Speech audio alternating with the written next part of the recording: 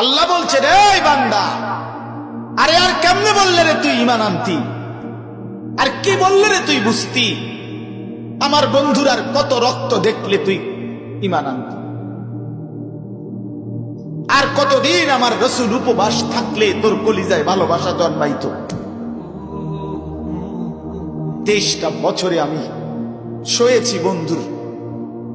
নবী সাল্লাল্লাহু আলাইহি ওয়াসাল্লাম তায়েফের ময়দানে যখন পাথরের আঘাতে রক্তাক্ত, সারা দেহ রঞ্জিত, হযরতে যায়েদ ইবনে হারেসা নবীজির পালক পুত্র সাথে ছিলেন।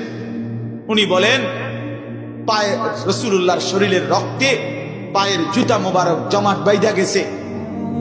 সেই রক্তাক্ত দেহ নিয়ে আমরা নিজে আল্লাহ নবী সাল্লাল্লাহু আলাইহি সাল্লামের হাদিসে পড়ছি, তায়েফের রক্ত মুখ মুছে আল্লাহ নবী নিজে বলছিলেন চোখের পানি ফেলে, আল্লাহ, এ কেমন জাতির কাছে আমারে পাঠাইলেন,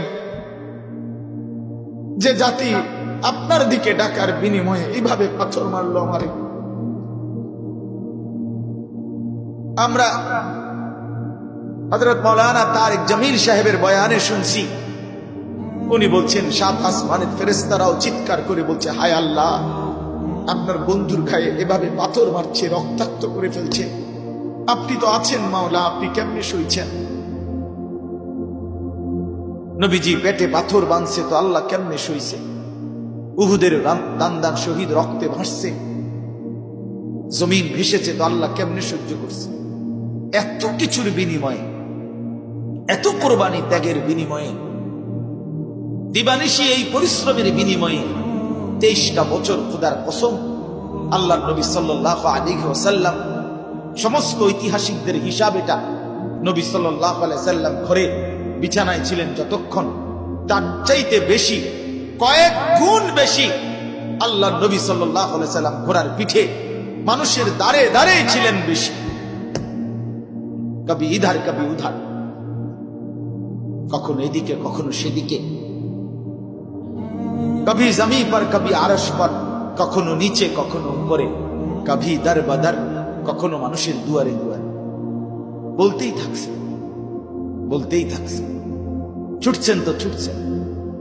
খন্দকের যুদ্ধ 2 মাস লাগাতার, যেই যুদ্ধে নবী পেটে পাথর বাঁধছিলেন, যেই যুদ্ধে 3000 সাহাবীকে নিয়ে মাটি খনন করছিলেন, যেই যুদ্ধে সাহাবায়ে কেরাম একটা খেজুর 4 জনে 6 জনে ভাগ করে পানিতে ভিজাইয়া চুবাইয়া চুবাইয়া খাইছিলেন, যেই যুদ্ধে খেজুরের আটি, খেজুরের দানা ভাঙ্গা গুড়া গুড়া করে পাউডার বানাইয়া খাইছিলেন, সেই খন্দকের যুদ্ধে 2 মাস লাগাতার ক্ষুধার্ত যুদ্ধের ময়দান থেকে ফিরে আসার পর জোহরের নামাজের ওয়াক্তে নবীজি মসজিদে আসছে, নববীতে মদিনায়, সমস্ত সাহাবীদেরকে নিয়ে বসছে নামাজ পড়ে, মাত্র মসজিদে, এখনো ঘরে যায় নাই।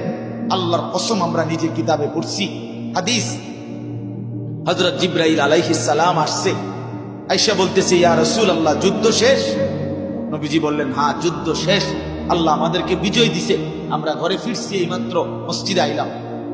হযরত জিবরাইল আলাইহিস সালাম বললেন, ইয়া রাসূলুল্লাহ, আল্লাহ তাআলা আমাকে এইমাত্র পাঠিয়েছেন, যুদ্ধ শেষ হয় নাই, আপনাকে এবং আপনার অনুসারীদেরকে বলছে এক্ষুনি রওনা দিতেন, বনু কুরাইজা ইহুদি গোত্রে আক্রমণ করতে হবে, এখনই আবার যুদ্ধ করতে হবে, আমি যাচ্ছি, আপনি আসেন।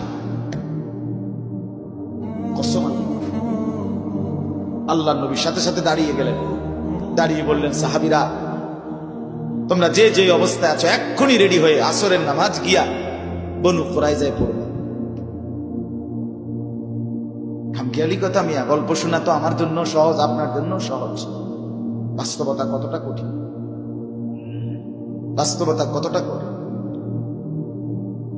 এত কষ্ট, এত কুরবানি, এত ফিকির, এত মেহনত বিনিময় ইসলামটাকে আমরা কি বুঝলাম? যার যার মন, যার যার খামখেয়ালি, যার যার